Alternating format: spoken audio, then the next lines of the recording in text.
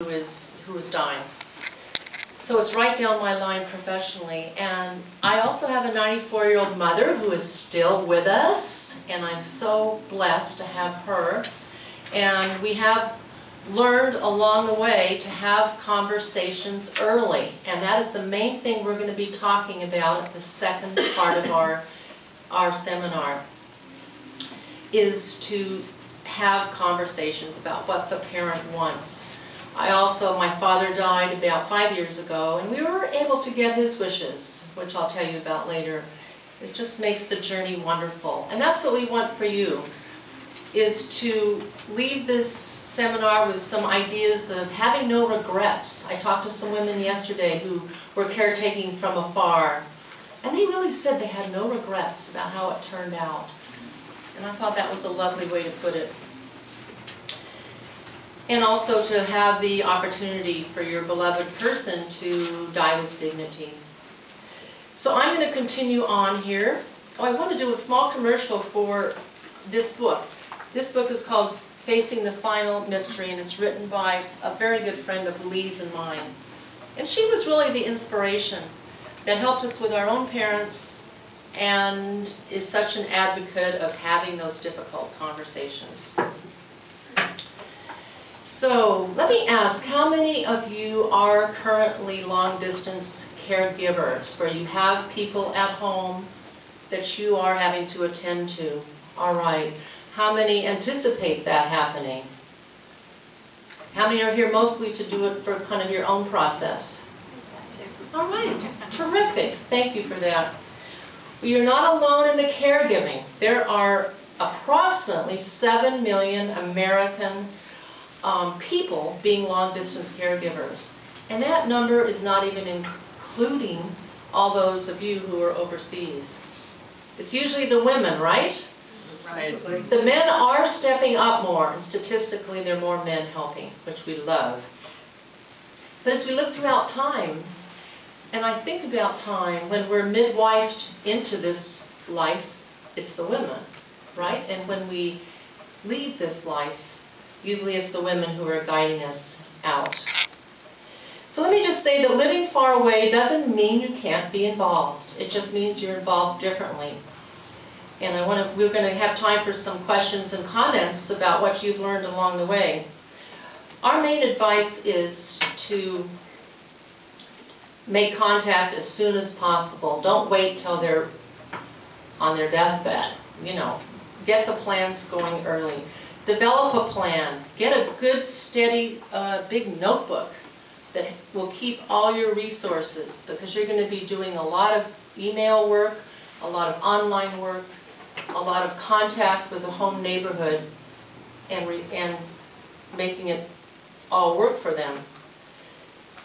The other thing we strongly recommend, and it's not easy financially or otherwise, but plan a home visit as soon as possible. Get there in person and talk so you can begin the conversation about their wishes. And we're going to be in more detail about some of these later. But the other important thing is self-care. How do you take care of yourself? Emotional self-care. I know you all know that concept, right? And how important it is, particularly if you're taking care of other human beings. So what we're saying, and Lee and I are fortunate to belong to 2 women's groups, and I lost my brother about 25 years ago. And I had the support of my good women friends who could hear my stories and be with me in my sadness. So please, if you don't have a support team, maybe you have it within the club, and maybe the club can be more aware to it. That's a wonderful function you can do for each other. The other piece that Lee and a couple of other people reminded me of, and I want to check this out with you, and it's the idea of feeling guilty. Feeling guilty that you're so far away, or feeling guilty that you moved overseas and that you can't be there. So what we do to ourselves, we do a lot of shoulding. I shouldn't have moved, I should have been better. The guilt monster. Do y'all know about that one? A few? Okay. And I think it is, among other emotions you'll be feeling, it is one. We just want to invite you to make sure you're gentle on yourself, that you do the very best you can from afar, but you can't do it all. I'd like to turn it back to Lee.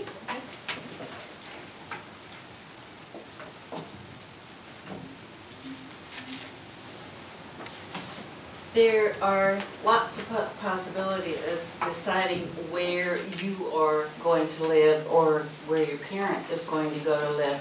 And I won't go into detail about the ones that you're most likely to know about, but I will discuss some that I found out through my own experience. Aging in place is not a new concept really when you think of what our grandparents did. Most of them died at home, and many of our older generations we're finding now want to do the same. So aging in place is one of those terms that have been coined, I think, fairly recently, and it refers both to aging or staying at home as well as an assisted living community that has a skilled nursing care facility attached to it or nearby. And the object of that is to make the transition from one stage to the other easier. So you don't have to change locales, you don't have to change areas, and that's very comforting. What you have to do is, again, all of this applies to ourselves as to caring for others, is locate and implement the local community resources.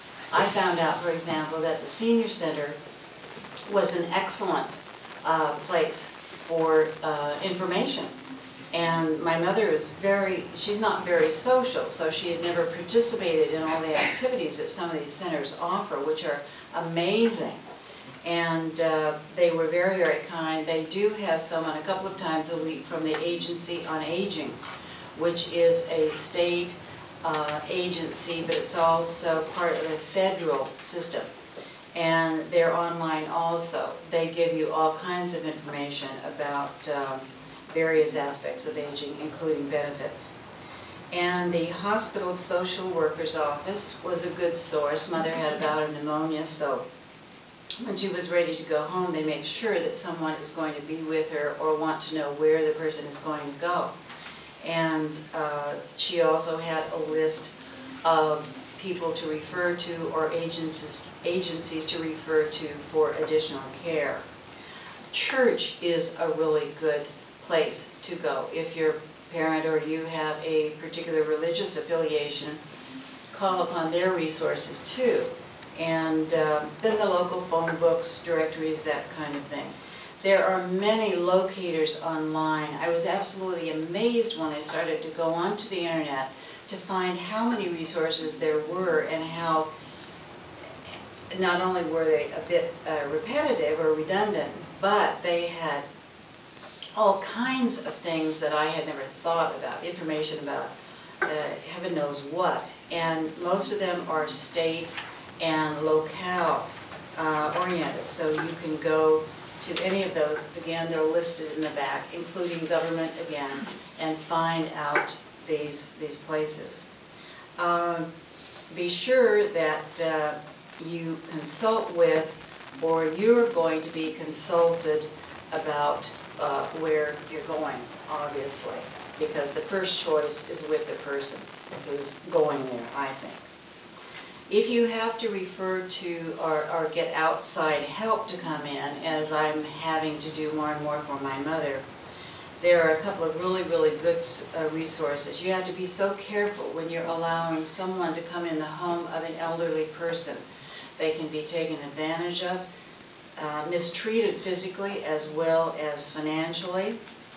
And Diane's going to go more into that in subject of elder abuse, which is a global concern, if you can imagine, but it goes on everywhere. There are, again, agencies such as homeinstead.com, which is a franchised agency with bonded help. So they do